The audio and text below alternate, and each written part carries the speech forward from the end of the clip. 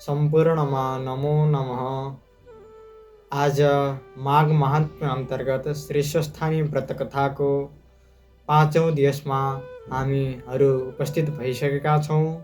सबैले सक्नुहुन्छ भने हातमा फुलमाला लिएर स्वस्थानीलाई प्रार्थना गर्नुहोला।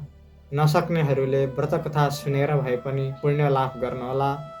ॐ यं ब्रह्मा वरुणेन्द्ररुद्रमरुतः स्तुन्वन्ति दिव्यैस्तवैर्वेदैः साङ्गपदक्रमोपनिषदैर्गायन्त्यं सामगाः ध्यानावस्थिततद्गतेन मनसा पश्यन्ति यं योगिनो यस्यान्तं न विदुषुरासुरगणा देवाय तस्मै नमः। श्रीमच्चन्दनचर्चितोज्ज्वलवपुः शुक्लाम्बरा मालालङ्कृतकुण्डला प्रविलसन्मुक्तावलीशोभिता सर्वज्ञाननिदानपुस्तकधरा रुद्राक्षमालाधरा वाग्देवी वदनाम्बुजे वसतु मे त्रैलोक्यमाता चिरम्। मूकं करोति वाचालं पङ्गुं लङ्घयते गिरिं यत्कृपातमहं वन्दे परमानन्दमाधवम्। नमो भगवते तस्मै व्यासायामिततेजसे यस्य प्रसादाद् वक्ष्यामि नारायणकथामिमाम्। नारायणं नमस्कृत्य नरं चैव नरोत्तमं देवीं सरस्वतीं व्यासं ततो जयमुदीरयेत्। देवीं सरस्वतीं व्यासं ततो जयमुदीरयेत्। श्री स्वस्थानी भगवती को जय हो। सबैले स्वस्थानी परमेश्वरलाई फूल अर्पण गरेर अब एकचित्त भएर कथा श्रवण गर्नुहोला। ओम श्री देव्यै नमः। अथ पञ्चमोऽध्याय। कुमारजी आज्ञा गर्नुहुन्छ, हे अगस्त्य मुनि, दक्ष प्रजापतिले आफ्ना 33 कोटी कन्या 33 देवतालाई कन्यादान दिएर सबैलाई ज्वाइँ तुल्याइरहेको र विष्णु भगवानको छलले सतीदेवीलाई श्री महादेवले विवाह गर्नुभएको र कैलाश गएको बेलामा लोकहितार्थ देखाउनु भएको विचित्र लीला र सतीदेवीले महादेवको दिव्य स्वरूप र अलौकिक कैलाश भवन देखेर प्रसन्न भएको कुरा संक्षेपमा सुनाइसके। अब तिमीलाई के सुन्ने इच्छा छ भन, म सुनाउनेछु। यति कुमारले भनेपछि अगस्त्य मुनि बिन्ती गर्दछन्, हे कुमार, त्रिपुर भनेका कुन कुन हुन्? श्री महादेवले ती सबैलाई कसरी मार्नुभयो? अघि जब वराहरूपी भगवान विष्णुले हिरण्याक्षलाई मार्नुभयो तब सम्पूर्ण दानवहरू अति दुःखी भई विषाद गर्न लागे। अनि मय नाम भएको दैत्यले मनमा बडो खेद गरी विचार गर्न लाग्यो। कामदेव नहुँदा रति जस्ती चिन्तित भइन्, त्यस्तै त्यो दैत्यको राजा मय त्यस बखत चिन्ताग्रस्त भयो। अनि व्यर्थ चिन्ता गरेर मनोरथ पूर्ण हुने होइन, इच्छा पूर्ण पार्न त परिश्रम गर्नुपर्दछ भन्ने विचार गरी अन्य 2 दैत्य तारक र विद्युन्माली नामका आफ्ना साथीलाई समेत लिई त्यो मयले ठुलो अघोरको तपस्या गर्न लाग्यो। ती 3 जना दैत्य माघ पुषको जाडोमा हिमालयमा गएर बस्दथे। जेठ वैशाखको धाममा मरुभूमिमा गएर पञ्चाग्नि तपी तपस्या गर्दथे। वर्षाकालमा छानो नभएको चौरमा बसी तपस्या गर्दथे। यस्तै प्रकारले तपस्या गर्दा गर्दा तिनीहरूले दिव्य 1000 वर्ष बिताए। अब ती दैत्यका देहमा केवल हाड र छाला मात्र बाँकी रह्यो। फेरि ठुला सुखाबाट पनि च्युत भए। तैपनि सूर्य समान तेजस्वी देखिन लागे र तिनको कठोर तपस्या देखेर ब्रह्माजी प्रसन्न भई ती 3 जनाका अगाडि गएर प्रकट भई भन्नुभयो, हे दैत्यमा श्रेष्ठ भएका दानवीर हो, तिमीहरूको तपस्या देखेर म प्रसन्न भए। अब तिमीहरूका मनमा जे इच्छा छ सो वर माग म दिन्छु। यति ब्रह्माजीको आज्ञा सुनेर तिनीहरूले ब्रह्माजीलाई साष्टाङ्ग दण्डवत प्रणाम गरी केवल घुँडाले मात्र भूमि स्पर्श गरी 2 हात जोडी बिन्ती गरे, हे ब्रह्माजी, यदि हजुर हामीदेखि प्रसन्न हुनुहुन्छ भने हामीलाई अवध्यत्व वरदान दिनुहोस्। बल पराक्रम पनि ठुलो होस् अनि विमान समान आकाशमा म जो 3 पुर बनाउनेछु त्यसमा कुनै पनि मनुष्यको गति नहोस्, जस्तो रीतिले हाम्रो मृत्यु नहोस्। हामी ठुला बलवान र पराक्रमी हौँ, उही वरदान प्रदान गर्नुहोस्। यस्ता तरहले अवध्यत्व वरदान मागेको सुनि ब्रह्माजी भन्नुहुन्छ, हे दानव हो, त्यस्तो अवध्यत्व वरदान दिन म असमर्थ छु। मृत्युको अवकाश राखेर अर्को वर म अवश्य माग्नेछु, अवश्य दिनेछु।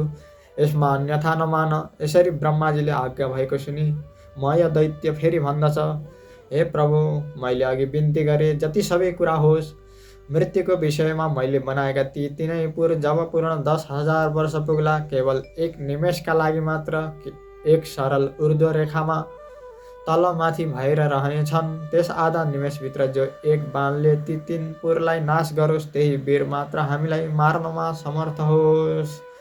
यस्ता प्रकारको त्यो मय दानवको वचन सुनि तथास्तु भनी ब्रह्माजी सत्यलोकतिर जानुभयो। अनि त्यस मय नाम दानवले पनि सारा जगत नाश गर्नका लागि आदिकल्पमा 3 पुरको रचना गरेको थियो। ती 3 पुरमा पहिलो पुर चाहिँ फलामको तयार गरायो, अनि अर्को चाहिँ चाँदीको बनायो, र तेस्रो पुर सुनको बनायो।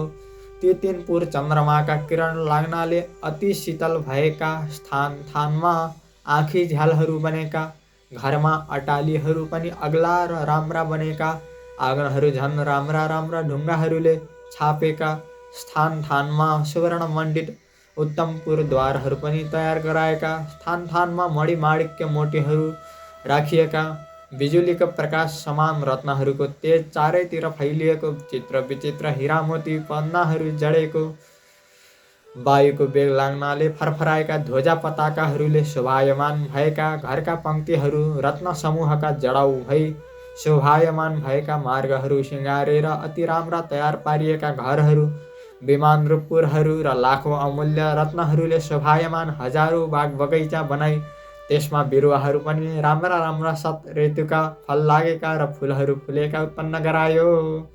तलौ पनि हजारौँ प्रकारका कमलहरूका फुल फुली शोभायमान भएका तयार गरायो। यस्ता प्रकारले ती त्रिपुरका दैत्यहरूका घर सबै प्रकारले शोभायमान भएका तयार भए। फेरि अनेक थरीका मयूर, शुक तथा अन्यान्य प्रकारका सुन्दर एवं उत्तम पक्षीहरूले संयुक्त भएको र पुरुषहरूका नङ लाग्नाले जसका पयोधर स्तनका बाटुला घेरामा अर्धचन्द्राकार घाउ लागेका, सुनका कलश झैँ कुचमण्डल भएका र बारुणी मदिराले लाल भएका, नेत्र तथा लज्जाले हर्षत ईषत हास्य गर्ने भएका तथा जसका नेत्र लोलिएका छन्, यस्ता दिव्य सुन्दरी स्त्रीहरूले व्याप्त भएको त्रिपुर मानव इन्द्रको नन्दन कानन भन्दा पनि उत्तम देखिन लाग्यो। ती 3 पुरमा जुन लौहको पुरमयले बनाउन लगाएको थियो त्यो तारकाख्य दैत्यलाई दियो। अर्को जो चाँदीको पुर थियो त्यो विद्युन्माली दैत्यलाई दियो। अर्को जो सुवर्णले बनेको अति उत्तम पुर थियो त्यो मयले आफूलाई भनेर लियो। ती 3 पुर दैत्यपतिहरूका मन्त्रीवर्ग, भृत्यवर्ग र सेना तथा प्रजाहरूले सम्पन्न र शोभायमान भए। त्यो दैत्यराज पनि आफ्ना सम्पूर्ण शत्रुहरूका सेनालाई जितेर ब्राह्मण वर्ग र सेवकगण सहित भएर अनेक सुन्दरी स्त्रीहरूलाई साथमा लिएर सुखपूर्वक रहँदा अनेक सुखभोग प्राप्त गर्न लागे।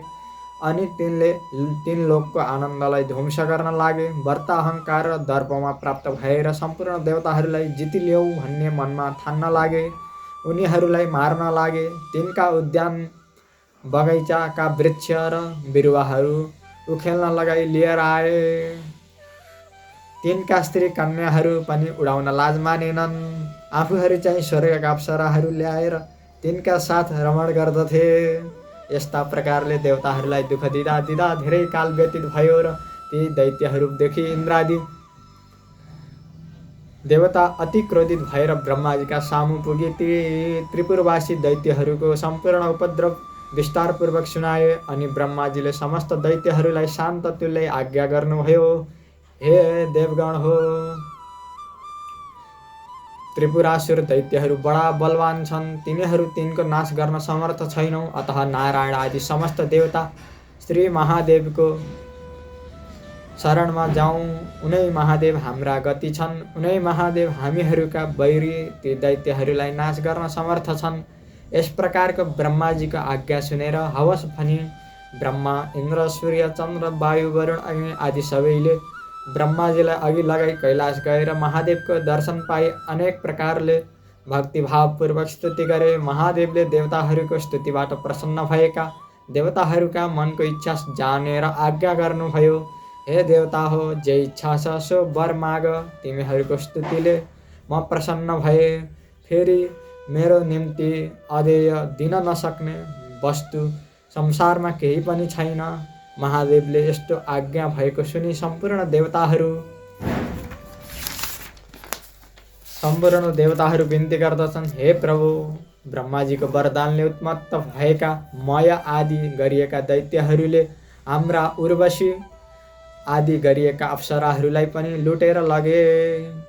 उपवनका सम्पूर्ण राम्रा फलफुलका बिरुवाहरू पनि लुटी सारा उद्यान बगैँचाहरू पनि नष्ट भ्रष्ट पारिदिए। सबै देवतालाई नाश गर भन्दै हामीलाई कष्ट दिन्छन्। हे भगवान, ती दैत्यको संहार गर्न ब्रह्मा पनि समर्थ छैनन् र विष्णु पनि समर्थ छैनन्। अतः भगवान जे जस्तो गरेर देवताहरूको लय कल्याण गर्नुहुन्छ सो वरदान बक्सनुहोस् भनी अनेक प्रकारले स्तुति प्रार्थना गरिएका महादेवजी प्रसन्न देवताहरूलाई सान्त्वना दिएर आज्ञा गर्नुभयो। हे देवगण हो, तपाईहरूको एक एक अंश धारण गरेर रुद्र तेजोमय रूप भई ती दानवहरूको नाश गर्नुहोस्। यति महादेवको आज्ञा सुनेर देवताहरू फेरि बिन्ती गर्दछन्, हे भगवान, हामी हजुरका तेजको सहस्रांशको एक अंश पनि धारण गर्न असमर्थ छौँ। माहेश्वर तेज धारण गर्न त परै रहोस्, हेर्न पनि हामीहरूको सामर्थ्य पुग्दैन। हे भगवान, हामीहरू प्रति प्रसन्न हुनुहोस्। हामीले केही गरे पनि ती दैत्यलाई जित्न सकेनौँ। हे विश्वम्भर, हजुर स्वयं त्रिपुरासुरलाई मारिबक्सनुहोस्। ती दैत्यलाई ब्रह्माको वरदान प्राप्त भएको छ। दिव्य 10,000 वर्ष बितेपछि ती तिनै पुरको केवल आधा निमेषसम्म मिलन हुनेछ। त्यही आधा निमेषभित्र नै एक बाणले जो त्रिपुर भस्म पार्ला, त्यसैबाट तिमीहरूको मृत्यु होला, अन्यथा कुनै प्रकारले पनि तिमीहरूको मृत्यु हुने छैन। ब्रह्माबाट यस्तो वरदान पाइसकेका दैत्यहरूको नाश गर्ने हाम्रो शक्ति छैन। अतः हे प्रभु, हामी उप प्रसन्न हुनुहोस्। त्यस त्रिपुरासुरको संहार गरी बक्सनुहोस्। यस्ता प्रकारले स्तुति गर्ने र खिन्न मन भएका देवताहरूलाई सान्त्वना वा आश्वासन दिँदै महादेवले आज्ञा भयो। हे देवगण हो, यदि यस्तो दुर्वेद्य भेदन गर्न नसकिने त्रिपुर छ भने ब्रह्मादि देवताको हित कल्याणका निमित्त म एकै बाणले ती तिनै पुरलाई भस्म पारिदिनेछु। म दिव्य रथमा बसेर त्यो त्रिपुरको नाश गरिदिनेछु। ती दानवीरहरूले रक्षा गरिएको त्रिपुरसँग लड्दा मेरो तेज बल सम्हाल्न सक्ने हिमालय पर्वत समान मेरो निमित्त तपाईहरू एउटा रथ तयार गराउनुहोस्। महादेवको यस्तो वचन सुनेर सकल देवताहरू हवस् भनी महादेवलाई नमस्कार गरेर प्रसन्न भए। अनि हे अगस्त्य मुनि, महादेवका निमित्त स्वयं विश्वकर्माले सम्पूर्ण देवतारूपी अवयवले युक्त भएको सुवर्णमय रथ तयार गराए। त्यस रथको दाहिने चक्र पाङ्ग्रा सूर्यनारायण भए, उत्तरतिरको चक्र चन्द्रमा भए, दक्षिण चक्रमा 12 सूर्यभूषण बनाइए, उत्तर चक्रमा 16 कला 27 नक्षत्र भूषण गराइए। 6 ऋतु पनि रथको दायाँ बायाँ राखी आकाश त्यो रथको गजुर बनाए। मन्द्राचलको पाङ्ग्रा अड्याउने दण्ड बनाए। अस्ताचल र उदयाचल दुवै पर्वत 2 पाङ्ग्राको चुकुल तुल्याए। अयन र संवत्सर रथको बेग भए। 4 समुद्र रथका 4 कुण्डलीका भए। सम्पूर्ण गङ्गादि तीर्थहरू उत्तम वस्त्र आभूषणहरू पहिरी स्त्री रूप धारण गरी हातमा चमर लिएर त्यस रथमा बसे। लगाम समाई रथ हाँक्ने सारथी स्वयं ब्रह्मा भए। ब्रह्मस्वरूप ओमकारको कुर्रा बनाए। विन्ध्याचलको छत्र निरूपण गरे। मन्द्राचल पर्वतको पार्श्वदण्ड बनाए। सुमेरी पर्वतको धनु बनाए। श्री शेषनाग धनुको ताँदो भए। सरस्वती देवी घण्टा भइन्। साक्षात् नारायण विष्णु भगवान अग्निबाणको तुप्पो भए। चार वेद रथका 4 घोडा भए, ताराहरू ती घोडाका गहना भए। यस्ता प्रकारले हे अगस्त्य मुनि, यो ब्रह्माण्डमा जति र जे चिज वस्तु छन् ती सबै त्यस रथका अवयव भए। यस्ता प्रकारले धनुष र बाण समेत भएको रथ तयार भइसकेपछि शङ्कर भगवान पृथ्वी र आकाश कम्पित पार्दै त्यस रथमा चढ्नुभयो। त्यसपछि रुद्रगण, नन्दी, भृङ्गी, शङ्कुकर्ण र चण्डेश्वर, गणेश्वर, योगाक्ष आदि सबै त्रिशूल, भाला, पट्टिस आदि अनेक थरीका अस्त्र शस्त्रका ज्ञाता, नाना तरहका भेरी, सङ्ग, मृदङ्ग, करनाल, तुरही आदि बाजा बजाउँदै महादेव माथि अनेक प्रकारका चित्र विचित्र पुष्पहरूको वर्षा गराउँदा भए। महादेवको रुद्र तेज सहन नसकेर सम्पूर्ण देवताहरू मोहमा प्राप्त भए। महादेवले सकल देवगण मोह भएको जानेर आफ्नो तेज खिची केही कम पार्नुभयो र देवगण रुद्रगणको तेज सहन गर्नका लागि किञ्चित समर्थ भए। त्यसपछि हे अगस्त्य मुनि, त्यसै बेला नारदजी दैत्यहरू कहाँ पुगेर भन्न लागे, हे पराक्रमी दैत्य हो, देवताहरूको स्तुतिले प्रसन्न भएर स्वयं महादेव तिमीहरूलाई मार्न भनेर आउन लाग्नुभयो। अब तिमीहरूको जस्तो इच्छा हुन्छ उसै गर, नत्र तिमीहरूको अवश्य संहार हुनेछ। यस्ता प्रकारको नारद मुनिको वचन सुनेर मयले आफ्ना मित्र र सहायक तारक र विद्युन्माली सहित सम्पूर्ण दैत्य दानवहरूलाई नारद मुनिले भन्नुभएको सबै कुरा सुनायो। अनि दैत्यहरूमा श्रेष्ठ तारकले भन्यो, हे राजन, किन व्यर्थ चिन्ता गर्नुहुन्छ? यथार्थमा देवता बाध्य छन्। यो त्रिपुर भेदन गर्न कसको सामर्थ्य छ? यदि सम्पूर्ण देवता, यक्ष, गन्धर्व, किन्नर आए पनि यो त्रिपुर अवेद्य छ। फेरि शत्रुलाई पराजित पार्न साम, दाम, दण्ड, भेद आदि अनेक थरीका नीति भए पनि यसरी आइलाग्ने शत्रुलाई पराक्रम गरेर दण्ड दिनु योग्य छ। तारकासुरको यस्तो कुरा सुनि विद्युन्माली भन्दछ, हे राजन, बलहीन देवता हामीसित कुनै प्रकारले पनि युद्धमा अघि सर्न सक्दैनन्। मूर्खता गरेर कोही सङ्ग्राममा अघि सरेर आउँछ भने त्यो स्वयं नाश भएर जानेछ। हे राजन, के चिन्ता छ? लडौँ। सम्पूर्ण देवतालाई जितेर स्वर्गलोकको इन्द्रपद भोग गर्नुहोस्। अघिका हिरण्याक्ष र हिरण्यकशिपुको पदमा प्राप्त भएर 14 भुवनका सम्पत्तिको आनन्दले भोग गर्नुहोस्। यस प्रकारको विद्युन्माली दैत्यको वचन सुनेर मय भन्दछ, हे दानवीर हो, अब हाम्रो विनाश हुने समय भयो, बुझ्यौ। जुन शत्रु आफूभन्दा बलियो होस् अथवा हीन बलको होस् त्योसित साम, दाम, दण्ड, भेद आदि उपाय गर्न अनुचित होइन। तर सम्पूर्ण संसारका स्वामी प्रभु ईश महेश्वर हुन्। उनी हामीहरू त के देवताहरू भन्दा पनि श्रेष्ठ छन्। यदि उनै आज हामीलाई मार्न आउँछन् भने अब यसको उपाय अरू केही पनि छैन, केवल भगवान शङ्करलाई प्रणाम गरौँ। मेरो यही विचार छ। यदि अब हामी अज्ञानले वा अबुझ भएर महादेवका अगाडि गई युद्ध गर्दछौँ भने उनका दृष्टिपातले नै भस्म हुनेछौँ। आज स्वयं भगवान महादेव नै हाम्रो संहार गर्न आउनुहुन्छ भने हाम्रो के गति पुग्दछ? यसमा पनि तिमीहरूले धेरै कालसम्म आसुरी सम्पदाको भोग गरिसक्यौ। त्यसै कारण म भन्दछु, हे दानवीर हो, तिमीहरू अब सुखभोगको आशा नगर, लोभमा नपर, केवल श्री महादेवका शरणमा जाऊ। यस्ता प्रकारका मयका वचन सुनेर नारदजीले भने, ठिक हो महाराज, अब तपाईँको तपस्या क्षीण भयो, समाप्त भयो।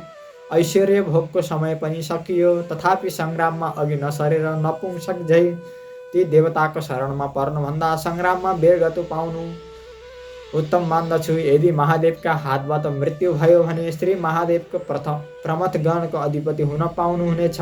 शरण पार्न गए तापनि देवताको हित र कल्याणका लागि महादेवले तिमीहरूलाई नमारी छाड्ने छैनन् भने यस्ता दानवीरका राजा भएर पनि कातरता किन गर्दछौ? कायरता वा कातरतादेखि महादेव प्रसन्न हुने छैनन्, बरु शूरवीरदेखि प्रसन्न हुन्छन्।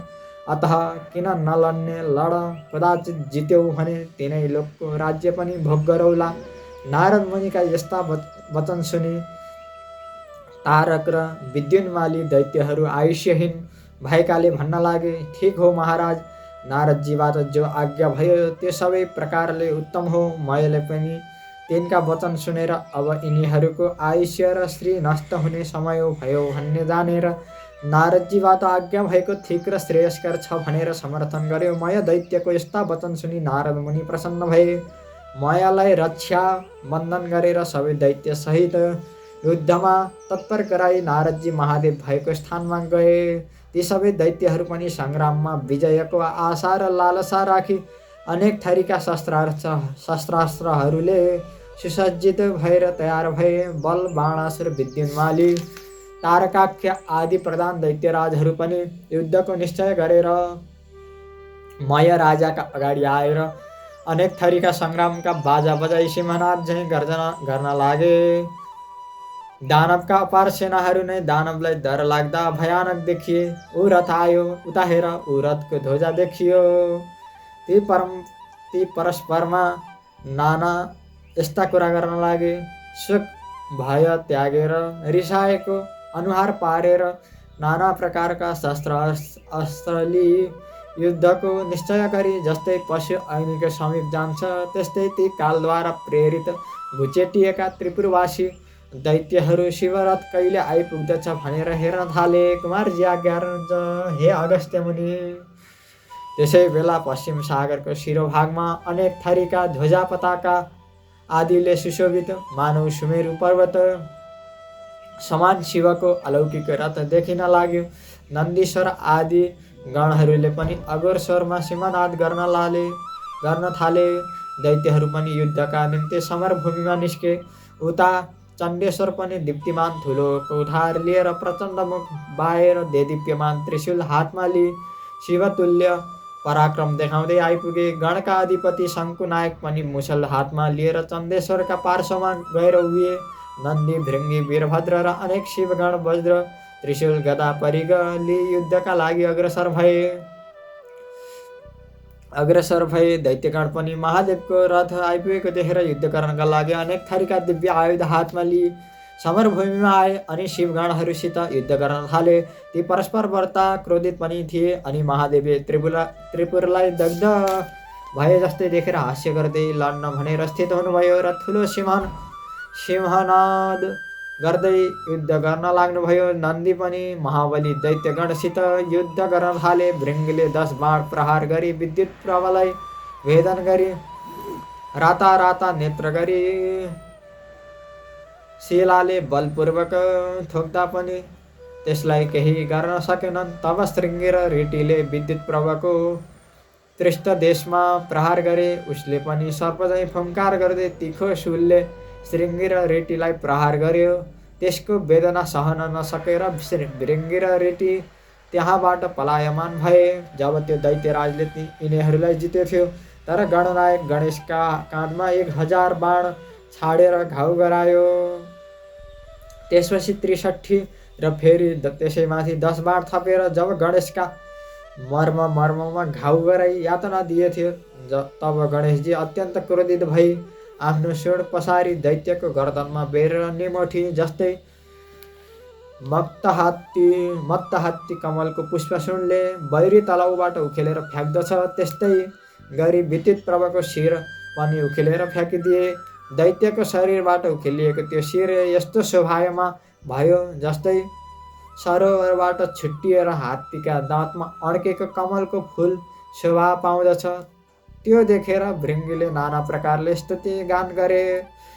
अतिनेमी नामा र बलनामा दानववीर अत्यन्त रिसाउँदै अगाडि आएर गणेशजीलाई मर्ममा बाण प्रहार गरी घायल तुल्याउन लागे। शङ्कुकरणले ती दुवैलाई बीचमा रोकेर तिनका रथ ध्वजा सारथी र घोडा सबै काटी तिनैलाई विरथी गराए।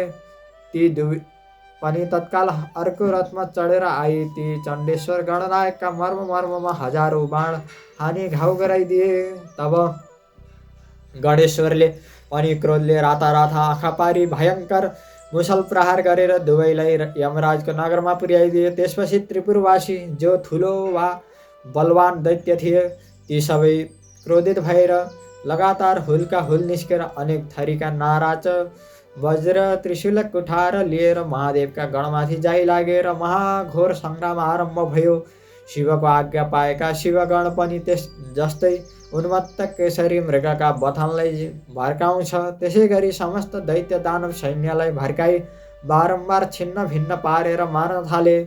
दैत्यहरूमा कसैको शिर छैन, कसैको गिँड छैन। यस्तै रीतले नष्ट हुन लागे। रगतको खोलो बगे झैँ भयो। वायुको वेगले छिन्न भिन्न भएका मेघ वज्रको चोटले चूर्ण धुलो भएका पर्वतहरूका शिखर झैँ गिर्दै अनेक दैत्यहरू पश्चिम समुद्रमा पर्न लागे। जब नेमी नामा र बलनामा दैत्यहरूलाई शङ्कुकरणले मारे भन्ने दैत्यहरूले सुने, तब अत्यन्त क्रोधित भई तारक नामा दैत्यपुरबाट बाहिर निस्की गणनायकहरूमाथि झम्ट्यो र अनेक प्रकारले बाण सृष्टि गर्यो। अनि गणनायक शङ्कुकर्णले पनि महाबली दैत्यका शिरमा प्रहार गरी सिंहनाद गरे। अनि त्यो दैत्य पनि केही गिर्ला जस्तो देखियो। तब त्यसलाई भाला प्रहार गरे। अनि त्यो तारक दैत्यले पनि भूमिबाट उठेर रिसले चक्र प्रहार गर्यो। त्यो प्रहार छलेर गणेश्वर शङ्कुकर्णले पनि मुड्कीले हिर्काए। शङ्कुकर्णको मुड्की खाएपछि त्यो भूमिमा लड्यो र श्रेष्ठ आयुधलाई त्याग्दो भयो। अनि त्यो दैत्यराज वज्र झैँ मुड्कीको वेदना सहन नसकी मृत्युमा प्राप्त भयो। त्यस्ता प्रकारले त्यो दैत्यलाई ढलेको देखेर दानवहरूले बोकेर मयका भवनमा पुर्याए। अनि सारा वृत्तान्त वर्णन गरी अनेक प्रकारले विलाप गर्न लागे। ती सबैले रोएको देखेर सम्झाइ बुझाइ मयले भने, मेरो घरमा अमृतको कुण्ड छ, त्यसैमा चोबेर दैत्यहरूलाई बचाओ। अनि ती दैत्यहरूले हवस भनी प्रसन्न भएर अमृतमा चोबी दैत्यपति तारकासुरलाई जीवित पारे। हाम्रा मरिसकेका दैत्यलाई जीवनदान दिए भन्ने हर्षले मयलाई शिर निहुराएर प्रणाम गरे। तब त्यो तारकाक्ष फेरि बडो बेगले सङ्ग्राम भूमिमा आएको देखेर ब्रह्माजीले आफ्नो बायाँ हातले त्यस दैत्यलाई देखाउँदै महादेवसित भन्न लाग्नुभयो, हे शङ्कर, त्यो दैत्य अघि मरिसकेको थियो, अहिले फेरि जीवित भएर सङ्ग्राममा आयो। मयको घरमा अमृत छ, त्यही अमृतद्वारा मयले दानवहरूलाई बचाउँछ। हे प्रभु, यसको घरमा अमृत रहेसम्म यी मरेका दैत्यहरूलाई बारम्बार जीवित पार्दै रहनेछ। अतः एक बाण प्रहार गरेर पहिले त्यो अमृत शोषी लिनु पर्दछ। ब्रह्माको यस्तो वचन सुनेर शिवले बाण प्रहार गरी अमृत सबै शोषी लिनुभयो र ब्रह्माजी फेरि बिन्ती गर्नुहुन्छ, हे शशिशेखर, अब त्यो शर ग्रहण गर्नुहोस्। मैले त्रिपुर दैत्यहरूसितको युद्ध खुब देखेँ। लड्दा लड्दा आज पूर्ण 10,000 वर्ष व्यतीत भइसक्यो, तापनि त्रिपुरको क्षय भएको छैन। अब त्यो बाण झट्ट छाड्नुहोस् अनि त्रिपुर नाश होला। अब यी त्रिपुर आधा निमेष मात्र एकत्र भएर फेरि अलग अलग हुनेछन्। यसै बेलामा बाण प्रहार गर्नुहोस्। ती पुरहरू जोडिएर अलग भइसकेपछि फेरि बाण प्रहार गरेर केही पनि हुने छैन। हे भगवान, यदि मेरो बिन्ती लाग्दछ भने बाण प्रहार गर्न विलम्ब नगर्नुहोस्। ब्रह्माजीको यस्तो वचन सुनेर महादेवले लौ हुन्छ भनेर त्यो उग्र बाण धनुमा चढाई धनुलाई तलमाथि झुकाउनु भयो। दिव्य 10,000 वर्ष पुग्नासाथ आधा निमेषका लागि त्रिपुर जोडिएको थियो। शिवको आफ्नो योग बलले त्यस वखत सारा जगत निश्चल हुन गयो। त्यसपछि जुन भागमा अग्नि सोम स्थित थिए, त्यो नारायण रूपी अग्निबाण महादेवले प्रहार गर्नुभयो। त्यो बाणलाई प्रहार गर्न साथ त्रिपुरका सम्पूर्ण घरहरू दग्ध हुन लाग्यो। धिक धिक कस्त कस्त भन्ने शब्द उत्पन्न भयो। तब महादेवले नन्दीलाई डाकेर आज्ञा भयो, हे नन्दी, तिमी चाँडो गएर अग्निलाई भन, त्यो मय मेरो भक्त छ। अग्निले त्यसको पुर मात्र दडाउन्, त्यसलाई दग्ध नगराउन्। महादेवको यस्तो आज्ञा सुनि आफ्नो तपोबलको योग बलले वायुजय भएर बाणभन्दा पनि छिटो गएर मयको पुरमा प्रवेश गरी सरासर मयका घरमा पुगे। उहाँ गएर देखे मय दानव शिवलिङ्ग अगाडि राखेर शिवको ध्यान गरी बसिरहेको रहेछ। नन्दीले मयलाई आह्वान गरी तिमीलाई अग्निले जलाउने छैनन् भने। अनि मयले गणराजलाई पनि प्रणाम गरे। त्यसै वखत अग्नि पनि त्यहीँ आइपुगे र उनलाई नन्दीले शिवको आज्ञा सुनाइदिए। अनि मयलाई अग्निले भने दानवराज अब यहाँबाट तिमी झट्ट पुर छाडेर बाहिर निस्क। अनि मैले हवस् भनी सुवर्णमय शिवलिङ्ग लिई तत्काल पातालमा गए। नन्दीले फर्केर गई सम्पूर्ण विस्तार महादेवलाई सुनाए। कुमारजी आज्ञा गर्नुहुन्छ हे अगस्त्य मुनि। त्यसपछि त्रिपुर भस्म हुन लाग्यो। त्यसका वेदी र गृह सबै नष्ट भएर अनेक दानवहरूले रोए कराएको दारुण शब्द सुनिन लाग्यो। वस्त्र खुस्केका स्त्रीहरूले पनि घर बाहिर निस्केर कराएको सुनिन थाल्यो। झ्याल विमान र अटालीहरूमा रहेका पहेँला र उच्च स्तन भएका मल्य विह्वल नेत्र भएका आफ्ना पतिहरूका साह्रै मन परेका सुन्दरीहरू अग्निबाणले भयभीत भएर घर घरमा यताउता दगुर्न लागेका पनि देखिन थाले। पर्वतमा स्थित कन्याहरू पनि जसरी व्याकुल हुन्छन् त्यस्तै कोही आफ्ना पतिलाई आकुल भएर अङ्कमाल गर्न लागे, कोही भाग्न लागे। शेष दानव पनि आफ्ना स्त्रीहरूलाई बोकेर त्यस त्रिपुरबाट भाग्न लागे। शिवभक्तिले हीन समस्त भूषणहरूले हीन ती देख्दामा पर्वताकार दैत्यहरू सागरमा खस्न लागेका पनि देखिन थाले। जो स्त्रीगण आकुल भएर सिन्धुमा खसेथे, जो दानव गिरेका थिए, तिनलाई अनेक थरीका जल जन्तुले आहार बनाउन लागे। आफ्ना पतिलाई जलमा देखेर आकुल व्याकुल भई विलाप गर्दै अग्निमा प्रवेश गरी दडेर मरेका पनि देखिन लागे। रातिको अन्त्यमा खेदित भएका, फेरि कामवेगले प्रियाका साथमा जाउँ भन्ने लालसा भएका दानवहरू भार्याले सहित अग्निमा डढेर भस्म भए। कोही त्यही पिल्सी प्राणहीन भए। यस्ता प्रकारसित त्यो विष्णु अग्नि सोममय बाणले त्रिपुरको भस्म गराइदिएर त्यो सम्पूर्ण त्रिपुर नै अगाध सागरमा डुबाई फेरि त्यो बाण शिवजीको हातमा पुग्यो। यस्ता प्रकारले त्रिपुर भस्म भएपछि ब्रह्मादि समस्त देवता आफ्ना अधिकारमा प्राप्त भई महादेवलाई प्रणाम गरेर स्तुति गर्न लागे। हे शम्भो, यो जुन रौद्र कर्म आज हजुरले गरिदिनु भयो त्यस्तो कसैले पनि गर्न सक्दैन। आज हजुरले सारा दैत्य मारी त्रिपुर भस्म गर्नुभयो। हे जगदीश्वर, हाम्रा ठुलो विपत्ति हरिदिनु भयो। सदा सर्वदा सर्वत्र स्थिर रहने यस्ता हजुरलाई कोटि कोटि नमस्कार छ भने। अनि महादेवले पनि देवताहरूलाई सदैव पुत्रवत पालना गर्नुपर्दछ। आज शत्रुको संहार भएर तिमीहरूको इच्छा पूर्ण भयो। अब तिमीहरू आफ्ना आश्रममा जाओ। महादेवको यस्तो आज्ञा भएपछि शङ्करलाई प्रणाम गरेर सम्पूर्ण देवताहरू आफ्ना आश्रममा गए। देवताहरू गएपछि साध्यहरूद्वारा पूजित भएर नन्दी भृङ्गी भूत प्रेत सहित भएर महादेव पनि कैलाश पाल्नुभयो।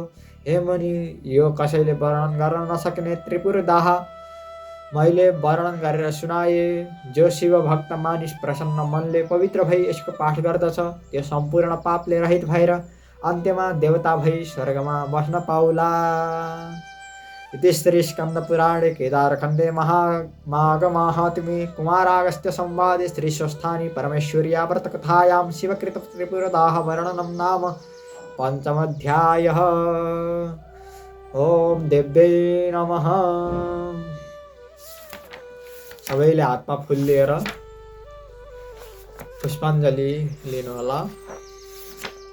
ओम उपनयतु मङ्गलं वः सकल जगन्मङ्गलालय श्रीमान् दिनकर किरण निवोदित नवनलिन दल निवेक्षणः कृष्णः। काले वर्षतु पर्जन्यः पृथिवी शस्यशालिनी देशोऽयं क्षोभरहितो ब्राह्मणः सन्तु निर्भयाः। अपुत्राः पुत्रिणः सन्तु पुत्रिणः सन्तु पौत्रिणः। निर्धनः सदनाः सन्तु जीवन्तु शरदां शतं। तत्रैव गङ्गा यमुना च तत्र गोदावरी सिन्धु सरस्वती च सर्वाणि तीर्थानि वसन्ति तत्र यत्राच्युतोदार कथा प्रसङ्गः। या कुन्देन्दुतुषारहारधवला या शुभ्रवस्त्रावृता या वीणावरदण्डवन्दितकरा या श्वेतपद्मासना या ब्रह्माच्युतशङ्करप्रभृतिभिर्देवैः सदा वन्दिता। सा मां पातु सरस्वती भगवती निःशेषजाड्यापहा। कायेन वाचा मनसेन्द्रियैर्वा बुद्ध्यात्मना वा प्रकृतिस्वभावात् करोमि यद्यत् सकलं परस्मै नारायणायेति समर्पये तत् नारायणायेति समर्पये तत्। श्री स्वस्थानी परमेश्वरी को जय हो।